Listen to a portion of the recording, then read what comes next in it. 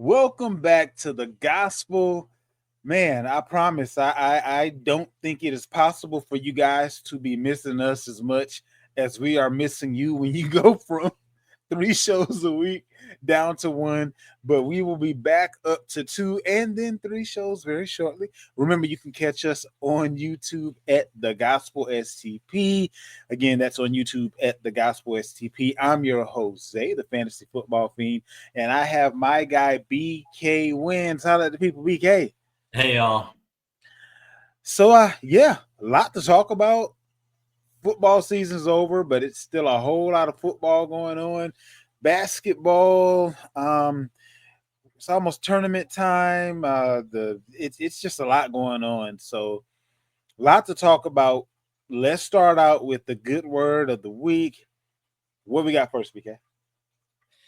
Yeah, so wide receiver Deebo Samuel traded by the 49ers to the Commanders for a fifth-round pick. How do you think each team fared in this trade? Well, when you're the team that is getting rid of a guy that you don't have to get rid of, whatever you get is what you get. So I don't even necessarily think about that team in a sense of did they gain, did they lose, whatever the case may be. Because they basically just wanted to get the money off the books. The thing that I actually look at to kind of grade this trade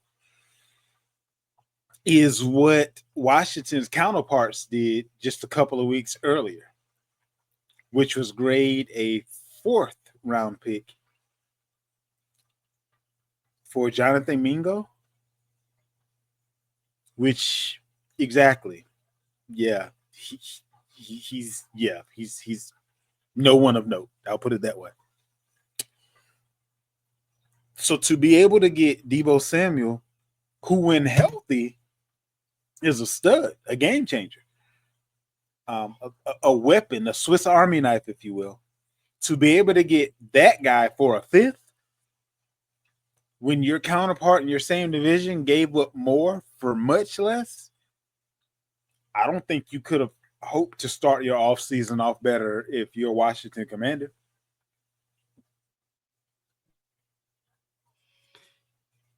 Well, I'm all smiles on this trade because Washington fleeced them in this deal. You know, you literally got, and I know the big thing with Deebo is can he stay healthy? And he's had a history of injury trouble both in college back to his Carolina days and of course in the NFL it's been the same story. But when on the field, he's really, really, really dynamic. He's going to help an already really good Washington offense.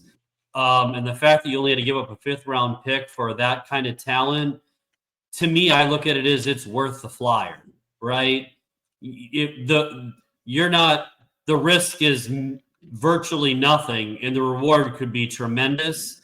So, and let's be honest, if I reverse this and I were to say, because I know you use the measuring stick comparing what other teams did in a given move.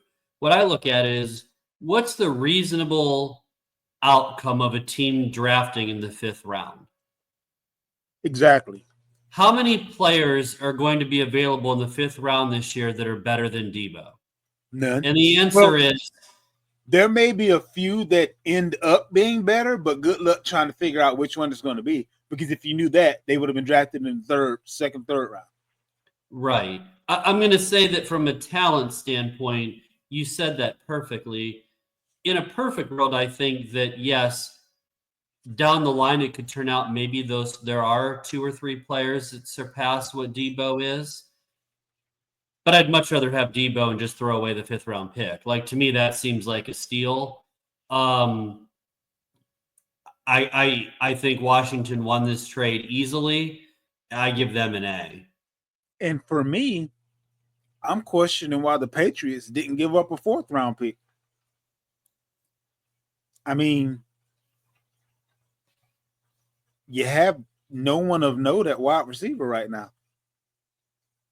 You keep screwing that up in the first round, and you could have given up a fourth round pick in his own. I'd rather bet on his health than on our drafting in the fourth round. Like, you know what I'm saying? Like it 1 + 1 is equaling 11 here. Like, if that's all you had to give up to get him, and everybody knew it was available. Matter of fact, the 49ers told him to go seek a trade. So did you not pick up the did you just not pick up the phone, or did the 49ers just not have a working relationship with you and would prefer to take a fifth from somebody else than like, other than that?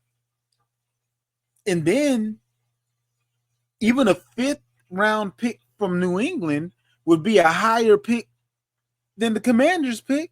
So even if you were willing to give up a fifth, they should have theoretically been more willing to do business with you than with Washington. So I just, it feels like several teams fell asleep at the wheel with this one. There's plenty of teams that need wide receivers that if that was the going rate and you have the cap space, like, there's no prize for saving money at this point in the game. So, yeah. Well, speaking of trades and landing spots, all hope is not lost, buddy, because you might be able to land another receiver because 'tis the season to request a trade. Star receiver DK Metcalf has formally requested a trade with the Seahawks. The Seahawks asking price is a first and third round pick for him. Also complicating the matter is he only has 1 year left on his deal and looking for an extension. What do you think the landing spots are? I know we're not surprised that he is requesting a trade because, again, that's 'tis the season. But where do you think the best spots are? And what do you think ultimately will be what will the Seahawks land for him? Well, first of all, let me reverse that and answer this first. People in hell want ice water. They ain't getting it. Ain't no way nobody about to give up a first and a third for a person that got 1 year left on the contract. I picked a bad time to take a drink. That was a bad time to take a drink. We almost had a mess. My bad. I should know better. Like, no, really? A first and a third? Are you? Come on. You might as well say we really want to keep him so we hope we can work out the money at that asking price. Because even if you allow him to go find his own trade partner, no one's going to be like, yeah, I'd be surprised if someone gave up a second round pick.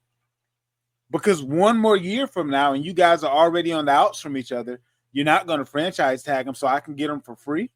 Like, why would I give up a first, a third, and the amount of money that it's going to cost to keep his services going forward versus just waiting a year and just paying him?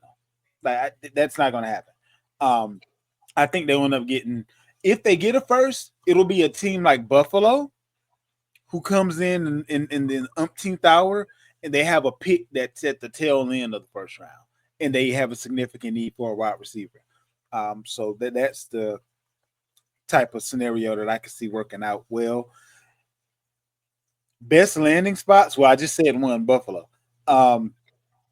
The Chargers. They need a wide receiver. They need a number one wide receiver. Ladd McConkey is a beast.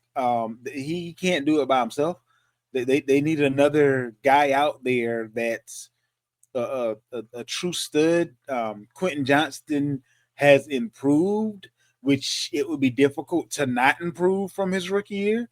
So there is that. So someone else may be willing to kind of finish that project and see if he comes to fruition at all. And maybe Green Bay. I heard Green Bay was willing to offer a pick and a younger receiver, probably Wicks, who is a stud in his own right. So maybe you maybe it's addition by subtraction, depending on how that can work out. Tennessee needs another wide receiver. New England needs a wide receiver. Those are the teams that I kind of feel like would make the most sense, but I don't see any of them giving up a first and a third. Most of them I can see, whether bad, good, or indifferent, leaning on their own drafting skills and drafting a wide receiver in the first round before they pay a first and a third. I can see them drafting the wide receiver in the first and third round before they give up a first and a third for a wide receiver. and that's any team. Like they, unless your GM is just basically saying, "I don't know how to do my job," and don't hear what I'm not saying. I'm not saying some teams with their track record, New England, wouldn't be better off getting a guy that at least you know what's coming to the table because you can't seem to draft well at certain positions. But I just don't see anyone actually doing it. It's that's a huge pill to swallow when you could probably give up something in that same neighborhood and get somebody like a Myles Garrett, who's going to be way more important than that caliber of wide receiver. Not to mention the fact that DK Metcalf hasn't exactly panned out to be the superstar stud wide receiver that we thought he was going to be. So a first and a third, too rich for my blood if I'm a GM. Yeah, I think you outlined that perfectly because not only with the teams, but given the money that you'll pay, it's so easy to draft a wide receiver. Yeah. So now, what do I think the best case Seattle could land from this? They could probably get a first round or a second round pick for him, but they're certainly not going to get 2 picks for him. And I think it goes back to what you said in the opener, which is if that's truly their asking price, and of course we can ask for whatever we want. I mean, I can ask for somebody to buy me a Lamborghini. It doesn't mean it's going to happen. And I can assure you it won't. But if it does, I won't complain. Feel free. But nevertheless, I don't think the Seahawks are too eager to move him. I think they're eager to just punt it forward till next year and see where they're at then. Because they're under no obligation to trade him. Just because he's under contract. So just because I want to trade doesn't mean that you get a trade. Nope. So I think Seattle is one of the organizations that's better than most about knowing when to make moves and when to pull the plug and when to hold on. And I think that they're just kind of doing due diligence and seeing what they can get. If an offer wows them, they'll do it. If not, we'll just ride it out. They theoretically have 3 more years that he can be on the team, and there's nothing that he can do about it. So unless you wow me, I'm in no rush. And the pickle that he's put himself in is if I don't ball out this year, if they don't trade me, then it lessens the odds of any other team paying me what I was asking them for. Mm-hmm. So even if I feel some kind of way about the way they've been treating me in my own mind, I still got to go out there and ball out, or I'm not going to get from anybody what I think I'm currently worth. So the team is in a good spot here. They can hold his feet to the fire for 3 years and say, "Hey, perform," and either we'll pay you or somebody else will. But if you don't perform, we'll probably be offering you the largest contract that anyone else is offering you because we know why you weren't performing versus other people just saying we don't know if you can. Mm-hmm. Next up, ACC settles the lawsuit brought by Florida State and Clemson. And this one, I want to let you attack first because I know Florida State is near and dear to your heart, and you keep your ear to the ground on all things dealing with said team. So what's your overall outlook on what's going on with those 2 teams, the aftermath of the lawsuit? Is everything hunky-dory now? Kumbaya, s'mores? Like, what are we doing? Well, both universities came out and said the right things. So from an optic PR standpoint, they played nice in the sandbox. The ACC, to their credit, also said the right things as well. But I think this is while it's a win for the ACC that it's now settled and they can move on, which is important to them. And they were also able to keep both teams for the time being, so that's also a win. I think it's a bigger win for Clemson and Florida State, and here's why.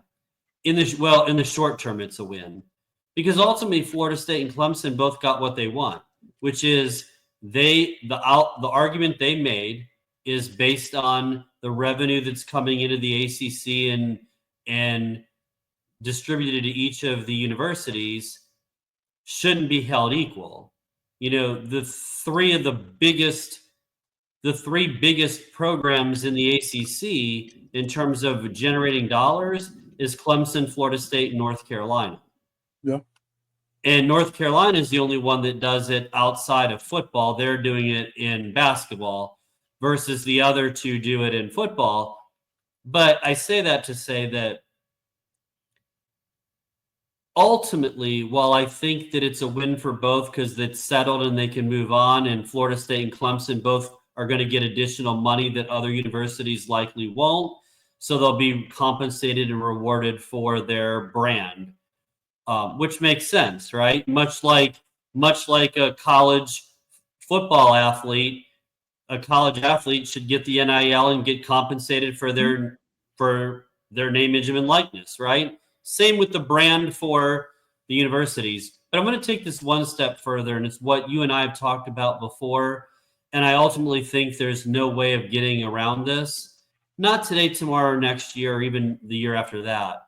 But ultimately, you're going to see two super conferences because you're going to see the ACC still win in terms of revenue. While we delayed the outcome or the inevitable, these teams aren't going to compete with the Big Ten and the SEC in terms of revenue, and ultimately they're all going to merge into two big conglomerates. I can't envision a scenario where it doesn't happen like that. So I think we're delaying the inevitable. My thought was, didn't really matter. Within 5 years, the conference is dead. So like, get paid while you can, seeing as how you're the main attraction for the conference. It won't mean much in 5 years. It'll be a situation where there'll be two super conferences, and I'm going to pose a question that there's no way you could prepare for because I just thought about it. But does Clemson, Florida State, or Notre Dame fold first? What I mean by that is Notre Dame's situation is different. They aren't in a conference. Clemson and Florida State are in a conference that they've outgrown, and there's no one else even close to them. So in order for them to really maximize their revenue, they would actually be better off in another conference or getting such an unfair proportion of the totality of the school's income within the ACC that the other schools will want out and just kind of disperse amongst the super conferences. So I think the ACC is done regardless. But do you think that situation in the ACC or the Notre Dame individualness, if you will, comes to a close first? Who do you think succeeds to the super conference first? I think the ACC. I think Clemson and Florida State. And the reason why is because Clemson and Florida State have both been hence the lawsuit. They've definitely put their cards on the table and made it very clear how unhappy they were with how things were set up in the ACC. Notre Dame loves their situation. People keep coming to them to join their conference, like the Big Ten, the ACC specifically. Both those conferences have numerous times approached them. And Notre Dame loves life as they have it. The landscape in college football would have to tremendously change for them to reconsider their position. I agree. And what solidified that is the fact that they made it to a championship this year. The new setup makes it as such that if their coach is going to stick around as the head coach, they're pretty much going to be in the playoffs every year because you have to be outside of the top 12 now, possibly 14 to 16 in a year or two from now. Notre Dame isn't used to finishing outside of that, which means theoretically every year they have a shot at a championship. you've taken away by having that sort of a playoff with that amount of spots, the need for that team and only that team to not need a conference. Now, when there's only two super conferences, will they possibly freeze them out and saying, hey, if you're not a part of one of these conferences, I don't care if you're undefeated, you can't be in the championship because it is not a your schedule won't be able to be as such that your strength of schedule will be good enough to beat the other teams that are here because we won't allow you to schedule enough of us for your schedule to be good enough for you to get in. So we'll be able to politically say, well, your schedule wasn't good enough, and that's why you couldn't get in. But really, what we're trying to do is strong arm you into a super conference. You can pick which one you want to go to. But I kind of think that's where we'll ultimately end up landing. And I'm looking at about a 6 to 10 year time frame of that all working out because of the amount of time that I think it'll take for the super conference to really kick in. At this point, the Pac-12 is on its last leg. The Big 12 has a lot of teams, but when your two best teams move to the SEC, and now you're kind of, clawing and scratching there with entertainment there, it's just not really ACC. You got Clemson and you got Florida State. But if they keep doing what they've been doing the last couple of years, their cachet won't be as high as it has been as of late. So I don't know. It's definitely going to be interesting how everything pans out. But yeah, I don't think the lawsuit, one way or the other, is going to prolong the inevitable but so long. So I'm on the same page with you with that. Well, rounding out the good word of the week, turning to the NBA, star guard Kyrie Irving suffers a torn left ACL and is out for the year, with Anthony Davis also sidelined and often injured. Does the Irving injury essentially end the Mavs season? Oh yeah, it's not essentially. Um, it's most definitely ending their season to the point where they may not even bring AD back for the rest of the year just because why? Um, you're basically going to risk him having a injury that'll take a full year to recover from. Like you just not only is your season this year done, your season next year is done too because Kyrie is your best player. He won't be ready to attempt to play until around this time next year. So yeah, good luck with that. And not only that, but with the particular injury that he has, his speed and his quickness is what makes him unguardable in many situations. That particular injury is going to take a little bit of that away. So at the age that he is and with the particular strength of his game, will we ever actually see Kyrie as we've known him again? That's a whole different question and a lot more Debbie Downer ish, if you will. But it couldn't be worse for the Mavs. The guy that you traded for is hurt. The guy that was going to be the anchor of your team when you traded your guy is hurt. And then about four other guys are hurt. So yeah, this is bad, man. This is all around horrible. This, in the words of Charles Barkley, is terrible, terrible, man. It couldn't be any worse. And and you've won too many games to this point to lose enough games to be in the lottery to get a difference maker in the draft. But I don't even know if you actually still have your first round picks because of other trades that you made. So this is bad. This is all bad. Like this sets this franchise back. Like it may be in reset mode at this point. I don't know what their pick situation is, but if they don't have picks and Kyrie isn't the guy that he used to be, and AD can only be the guy that he is part time because the other time he's hurt, what else do you have? So yeah, this is go Lakers. That's all I can tell you. Yeah, they're in a world of hurt. I'm sure that the I mean, look, it's not the GM's fault that Kyrie got hurt. You can't No, control no, no, that. no, no. But you can control the deal that you made and the way you went about it. And Great now deal. you're just That was a great deal. Don't talk about that man for that deal. That was a great deal. You should not do it if again. you're a Mavs fan, it's not. As an objective person, Zay, many shook their head at what that GM was doing. Um, They didn't want and to pay that man 400 mil.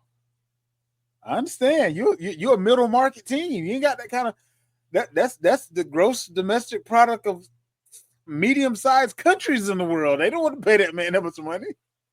I think the issue that I have with it is not necessarily that they made the decision. Like, if you're concerned about him eating his way out of the league or his habits or whatever you decide to justify, or you don't want to pay him or whatever, I'm okay. If you make the decision as an organization that you're going to move on and you don't want to pay him the money or can't pay him the money, I get it.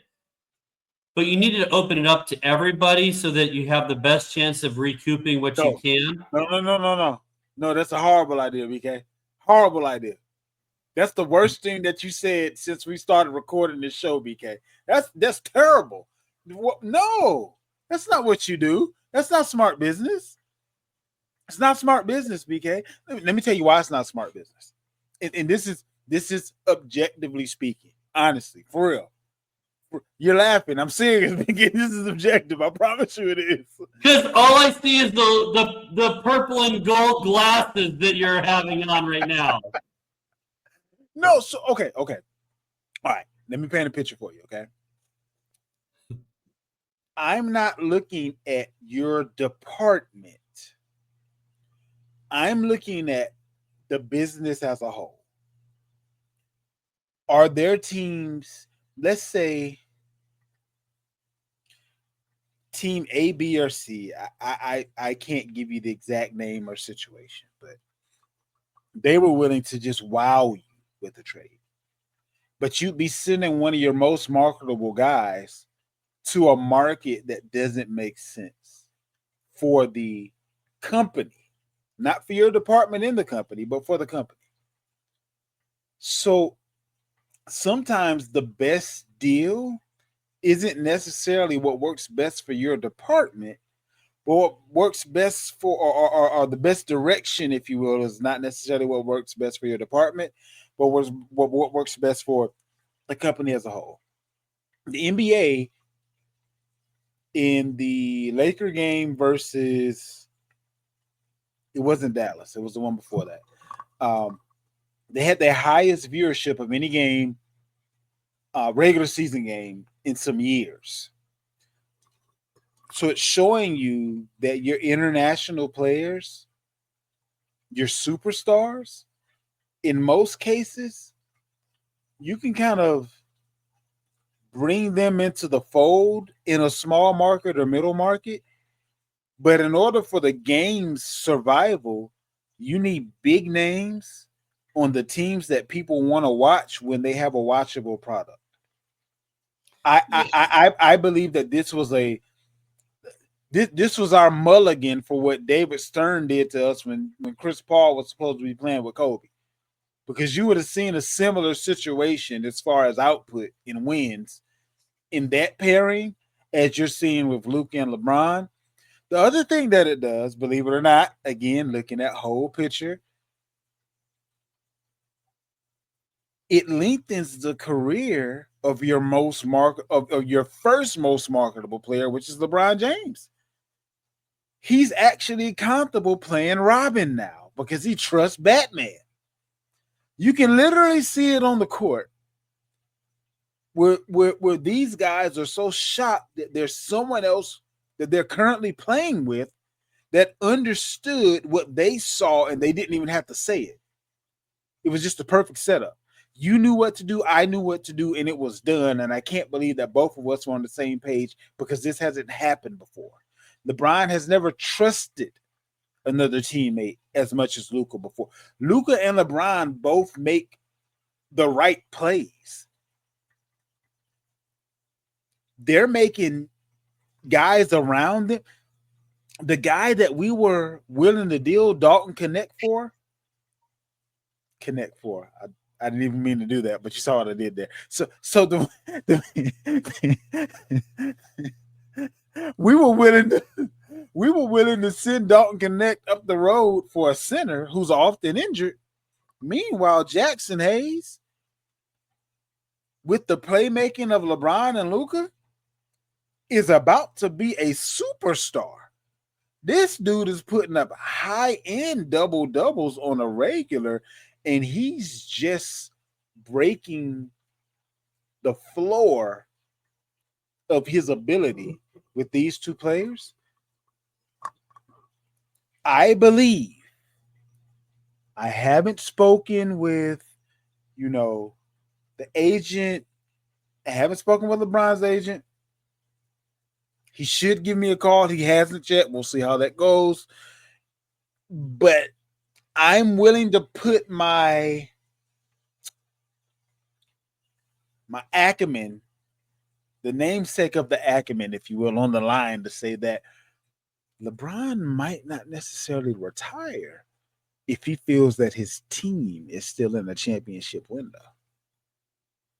And other players may be willing to actually go there on veterans minimums and things of this nature, knowing that at some point in time LeBron will go and it'll be Luka's team and whoever else is still there. That trade put the Lakers smack dab in the middle of being relevant and good to great for years to come. And the NBA needs that. The NBA needs the Knicks, the Lakers, the Celtics, and two or three other teams. You can figure out who they should be.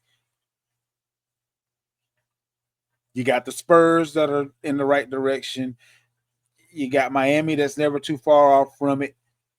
You got Milwaukee. Other exciting teams and teams that you can follow, but there's certain teams that if they aren't up to snuff or in the thick of it, viewership as a whole, internationally speaking, the dollars don't make sense.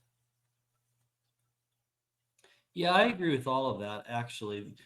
I think from an NBA standpoint, from a big picture, this trade was a huge win for the NBA. For the Lakers, it was a huge win for them.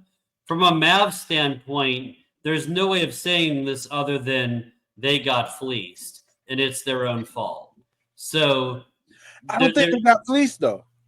I really don't. But and let me explain this to because you got that smirk on your face, like, oh, this is some bull job about to come out right now. No, but seriously, if you didn't want to pay him the $400 million that you were going to have to pay him, and I don't think it's about output. I don't think it's about his weight or anything like that. I just believe that the new regime, remember, that the team is no longer ran by Mark Cuban. And I believe the new regime was just like, I can't see myself paying $400 million to one guy. I don't care win, lose, or draw. Like, I'm not paying one guy almost $500 million. I'm not going to do it. So when that's the case, and that guy is going to leave his team, he can only go a couple of places. And the Celtics don't have the money to pay him. Where else could he have gone? And it would have worked out for the NBA.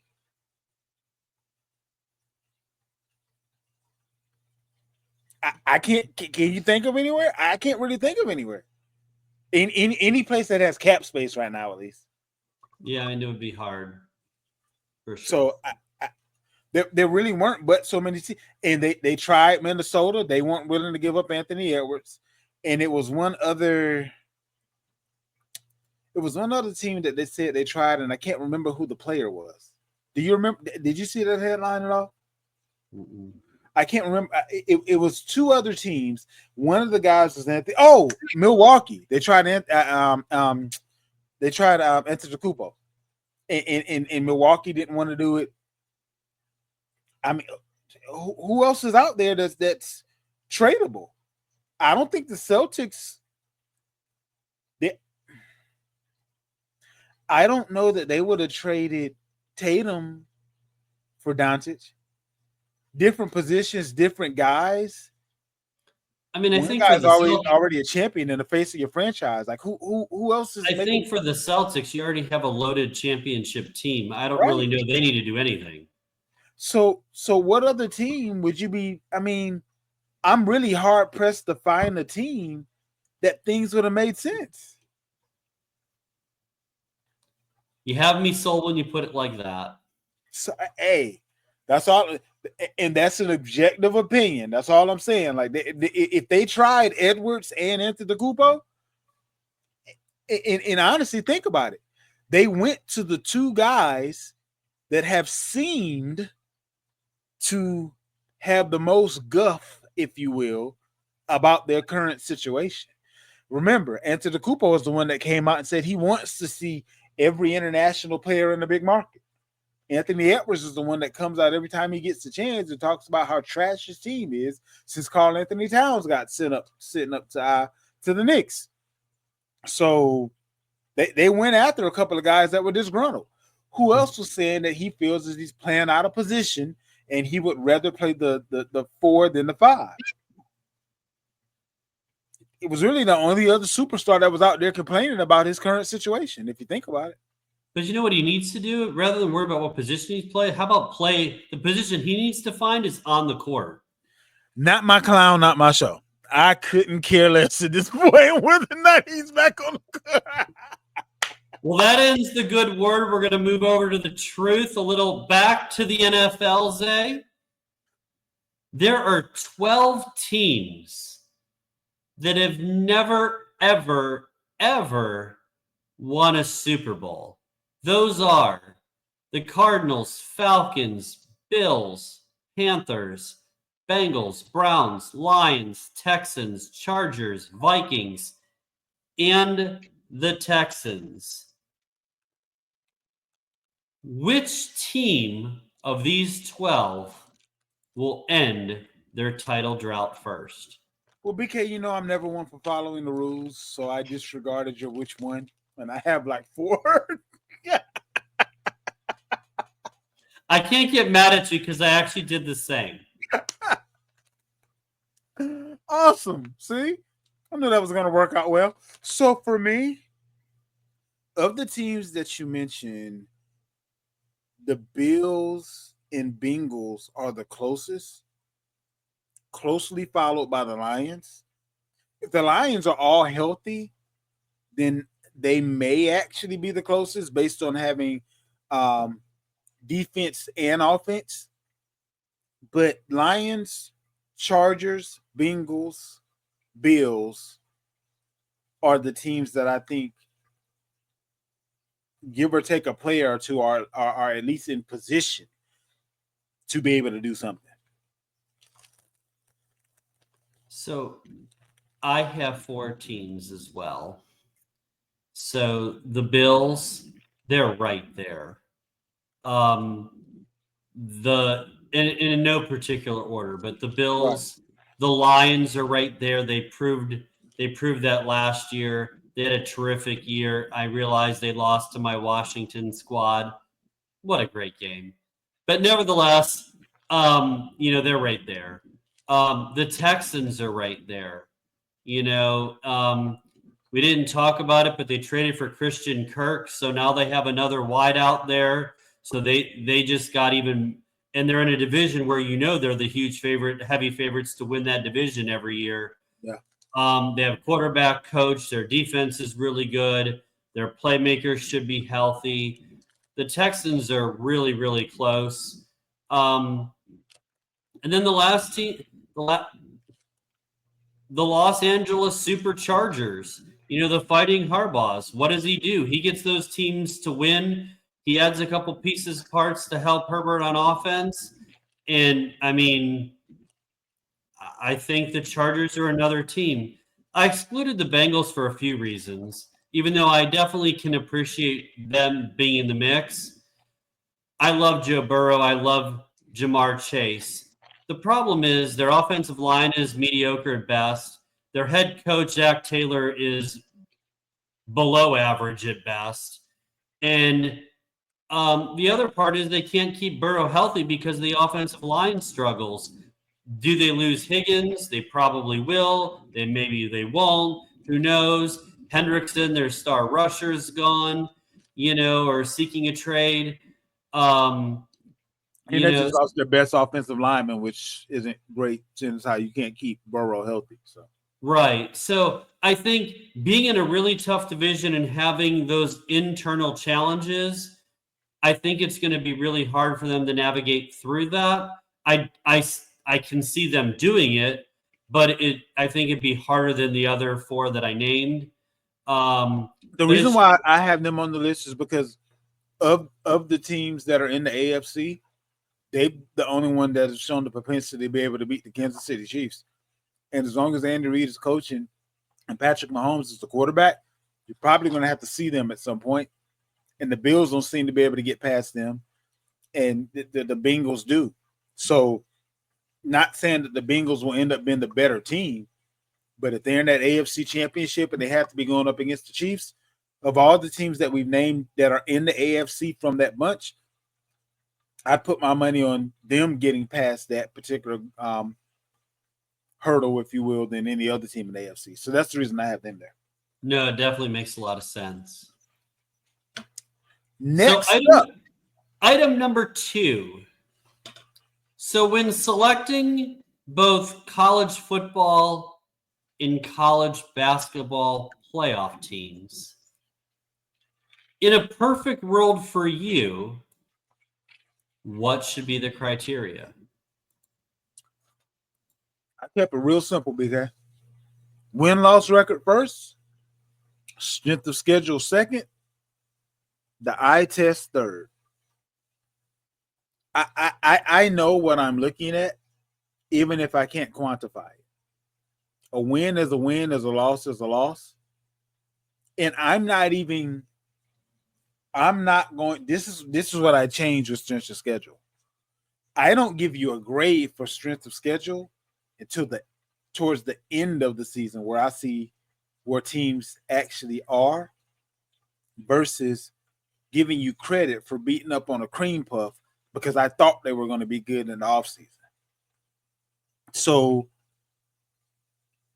I believe that would give the perfect conglomeration of stats and not pushing what we see on the field aside for stats. So it's kind of the perfect marriage, if you will, but also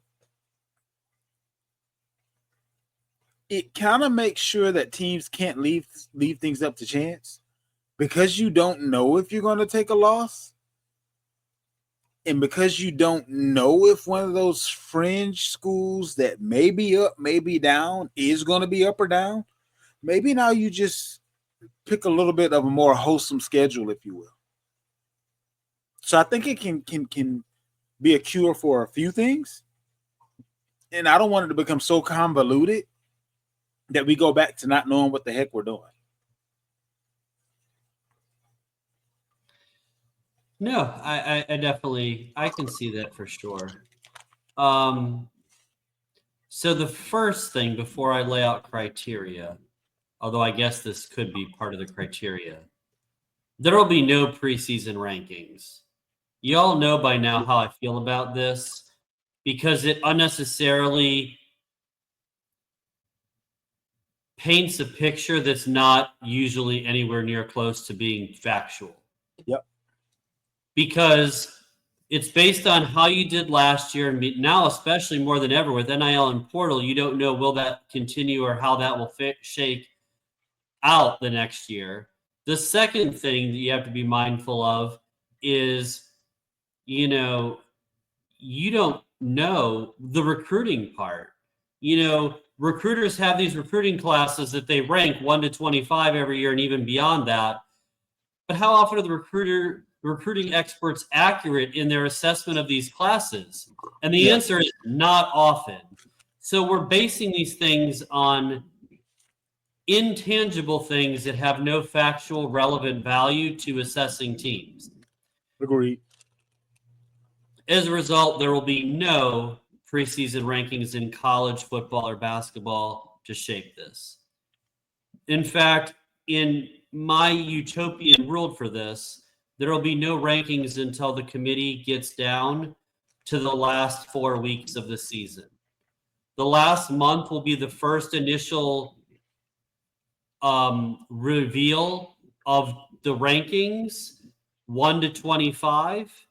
And then at that point, if you beat one of those teams that's ranked 1 to 25, you're going to get credit for beating a ranked team. Not that they were ranked number 6 the first week and ended up 60 by week 8. You know, when you've played enough of the games to know and you've played 2/3 of the schedule, it's fair enough for me to evaluate a team at that point, having played 2/3 of the schedule, and say, okay, there's enough data points. This is where we are. Here's the criteria I would use. Your win-loss record, strength of schedule, game control. Were you ahead of most of how often of the 60 minutes of the game were you ahead? Did you pull it out at the very end, or were you ahead for the whole game? Because control means you're the better team and more dominant team, and that matters. The eye test for sure, because when you watch these teams play, the eye test matters. You can tell who's a playoff team or not based on how they look over 3 months of body of work. Not 1 game or 2 games, but over 12, 13, 14 games, you can see that. The other thing is, who did you play? Who did you beat? And then the last part is, you're going to get bonus points in the formula for true road wins. Okay. I mean that more for college basketball, but it also factors into college football, because I'm not going to separate these for purposes of my question or the question. True road wins matter. Not some neutral site game where Georgia's playing in Atlanta, okay? Or Florida State's playing in Florida. A true road game. Georgia went out up to Columbus and took the Buckeyes to the woodshed. That's a true road win. You won in the horseshoe, you should get bonus points for that. So the goal is to play a better schedule, control the games, better strength of schedule will give you better ranked teams at the end.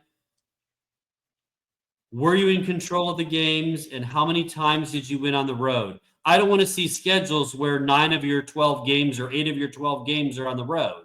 I mean, at home, sorry.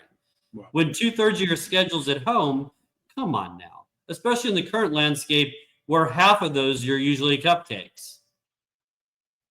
Which is great if you're a bakery, but not when you're trying to select a playoff team.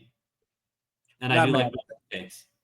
Not mad at that at all. The only thing that I would challenge is the controlling the game. I think there's a space, or there's something to be said for the teams that don't necessarily control the game but figure out a way to win anyway.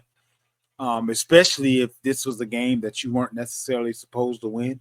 If you're one of those, win one for the Gipper type teams for that year, I wouldn't want to take away the credit that you deserve based on being able to figure out how to win, even if a bigger, better, stronger team controlled the game for most of the game, as long as you won. Well, you'll still get credit for the win-loss, the strength of schedule, and all of that. So it's not like it'll go for naught. Yeah, makes sense. Well, last but not least, in the truth, Commissioner Zay, should Major League Baseball expand or contract teams? And the reason why I'm going to outline 4 teams for you, the reason why this came into my mind. The Rays and the A's are in awful stadium potential relocation. A's obviously relocating. Rays could be getting there. Who knows? And then also the Royals and the White Sox also have stadium issues that are looming and lurking. And so my question to you is, are you more on the side of expanding to more teams or contracting the league to less teams? Or I'll give you the third because I know you like to, throw a wrinkle in there and I can see the wheel spinning. Or are you okay how it is now and no change is needed? Okay, so I'm looking at this from a strictly business standpoint. When you're stagnant or decreasing, you don't expand. I honestly believe there's too many teams and too many games. It's just too much to keep up with. If you're a purist and you've been watching it your whole life, awesome. They've already got your money. They've already got your eyeballs. Most of the rest of us don't even know where to start. So expanding isn't an option, which means the only thing we can do is either remain the same or contract.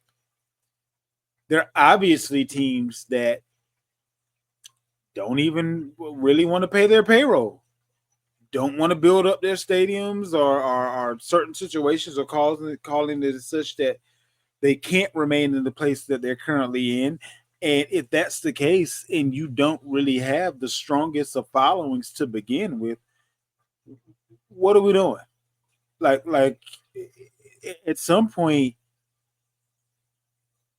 something's going to change in baseball. And unlike several other sports that are either maintaining or expanding, WNBA, for instance, your girl, um, Serena, just bought the expansion team, or a half partner in the expansion team there in Canada.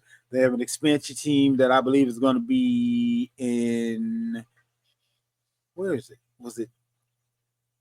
I can't even remember what other location was, but I know hers was in Canada, and there's another one that they're adding on somewhere else. But then they have the one that just came online in Golden State. So that sport's growing, and it shows by people with deep pockets saying, "Hey, let me get in on the front end of this before I miss the train that's coming out of the station."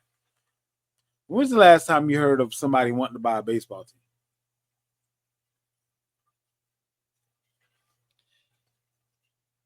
I think I think for me the answer to your point, um, and I'm sure you'll give out my email address later, but I'm very much in favor of contracting. I would. There's too many games. The season's too long. Nobody cares enough. Let me phrase that. Nobody's too strong. The season's too long for the casual fan to maintain interest for the length of time it requires. So while there are the diehard purist fans out there that live, breathe from pitcher catcher reporting to the end of the season, the casual fan doesn't maintain that interest. I think if it were me, I would reduce the league by 4 teams. Um, the Rays and the A's for sure would be gone. And I would do some kind of analysis of the other remaining teams and contract 2 other teams to be named later. Don't you love the senator answer? But but I think ultimately, if we cut it down to by 4 teams, I think we're oversaturated with teams, Yeah, and there's not enough interest to support it. To your point, from a business standpoint, less is more. 4 teams going bye bye is overall a win for what's needed. 100% agree. Moving right along, our top 5 all time of something. BK, I really enjoyed this one, buddy. Top 5 for this week. Talk show hosts. And I do have an honorable mention. I would have never guessed. Because, and the only reason I have an honorable mention is because I didn't know if the guy that I put there is a talk show host or if this show is considered to be something different altogether that we should rank in and of itself, which we can still do, which is sports talk show. So I didn't know if that was its own thing or so. So my honorable mention is Stephen A. Smith. Let me put that out there right now. Um, just because I didn't know, and everybody else is just a regular talk show host. But yeah, Stephen A. Smith is my honorable mention. Who you got for number 5? Number 5, Bill Maher, politically incorrect. Absolutely love Bill Maher. We don't necessarily see eye to eye on all subjects, but that's okay because I don't mind having a discourse with someone who doesn't necessarily see some things the way that I do, as long as it's done in a respectful manner and we're both going into it eyes wide open and attempting to learn something from the other party. And most of the people that he has on his show tend to not be cookie cutters of the way he thinks or anyone else who happens to be a guest on the show thinks. So, absolutely love Bill Maher and politically incorrect. What's your number 5? My number 5 is Craig Kilborn. Loved when he was on ESPN. Then he went to the comedy show. He just has a unique flair and personality that I find entertaining. So I have him number 5. Okay. Number 4 for me, Jon Stewart, The Daily Show. Oldie but goodie. He's been on forever, fair, firm, consistent. And when need be, he can make you laugh at some things that should make you cry, um, depending on what's going on. So yeah, Jon Stewart, number 4 for me. Number 4 for you. For me, Conan O'Brien hits number 4. Okay. Not mad at that. Conan and Jimmy Fallon are my 2 favorite current late show hosts. So I love it. Number 3. another honorable mention for me will be Conan O'Brien. Number 3, Arsenio.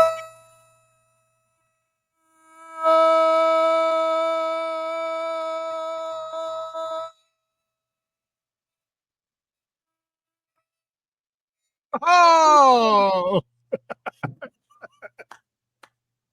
I just decided to do that on the spot. For my half of the audience that's never seen that show, they're gonna think I just lost my mind. But Arsenio Hall, he broke down barriers. I mean, he was one of the first as a black man to do what he did and do it consistently and over a certain amount of time with breaking down barriers and back to back star guests, people that are in the know, people that people wanted to see, and there weren't too many people doing what he was doing when he was doing it. So yeah, Arsenio Hall, number 3 for me. My number 3, Oprah. I couldn't imagine having a list and not having Oprah on it. Agreed. So the impact she's had in the industry is truly phenomenal. So I have Oprah as number 3.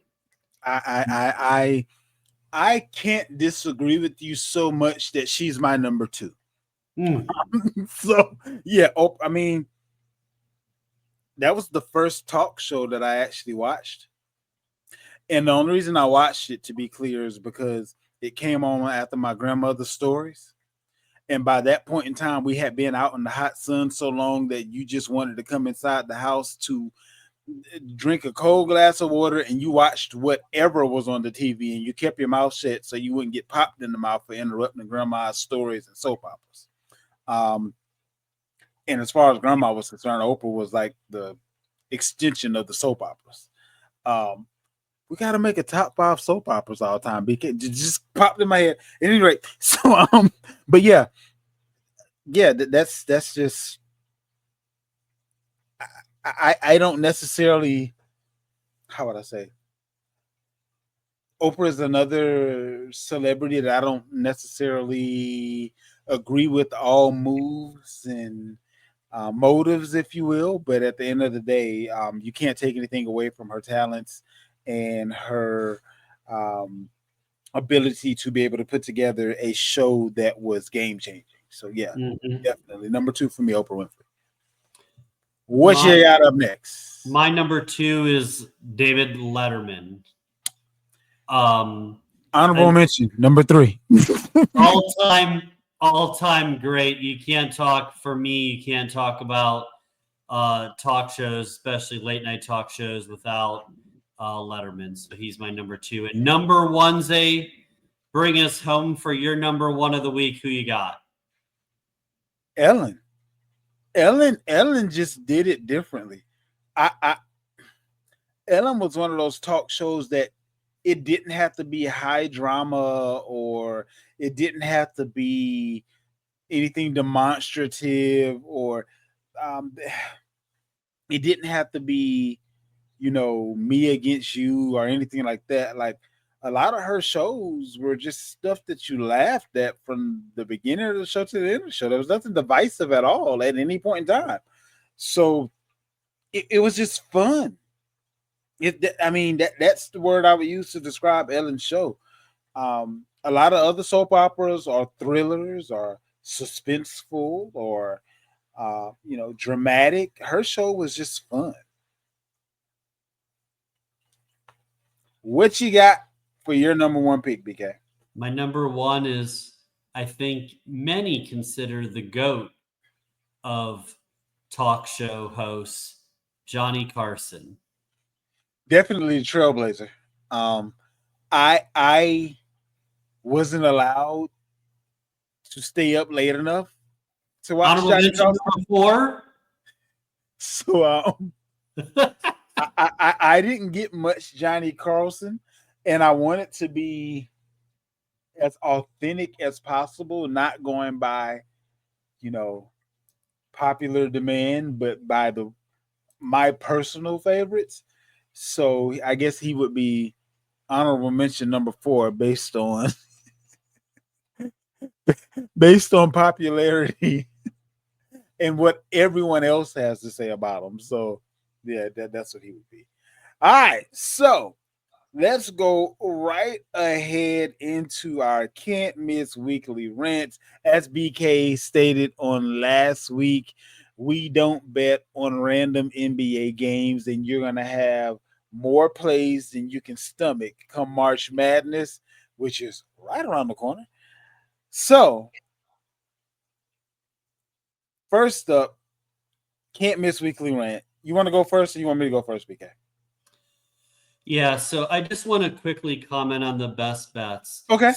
So the bad news is we're gonna kick the can another week. No plays. We're here to make money. I take that very seriously. No plays this week.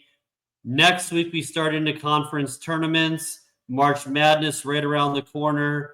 Please know and believe the plays will come fast and furious once we get into conference play moving forward.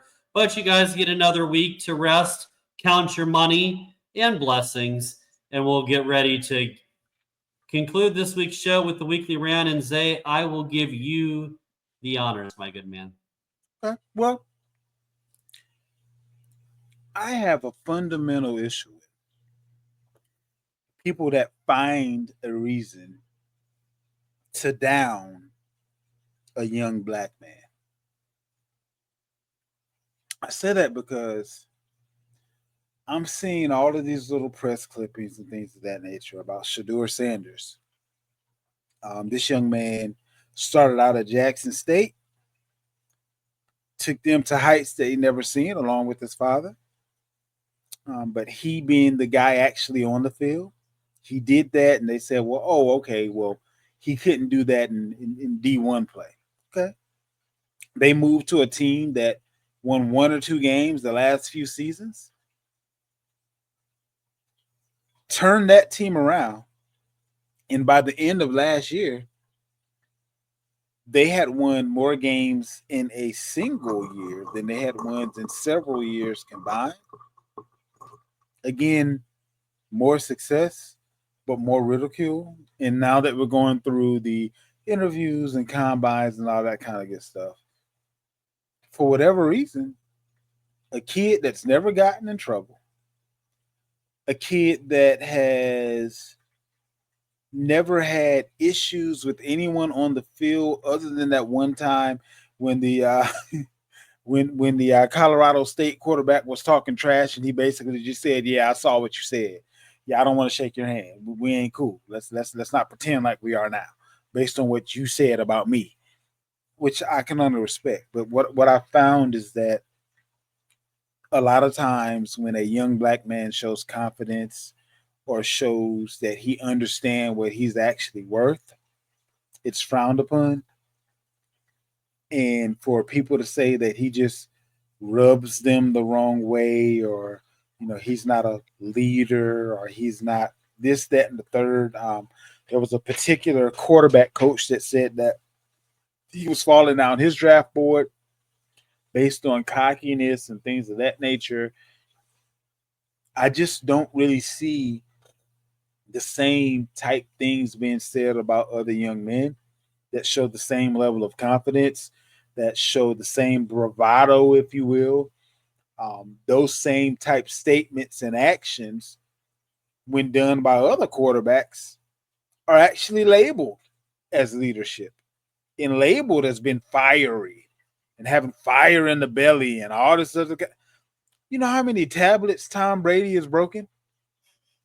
You know how many times he was over there fussing or cussing at whoever else, and it was just, oh, it's the fieriness of a leading quarterback. But then you have a young black man do the same thing, and it's he doesn't know how to.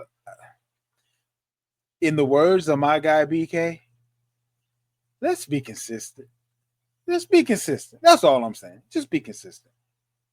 But especially when you're talking about someone that has never had an issue. Spotlight's been on him since he started playing.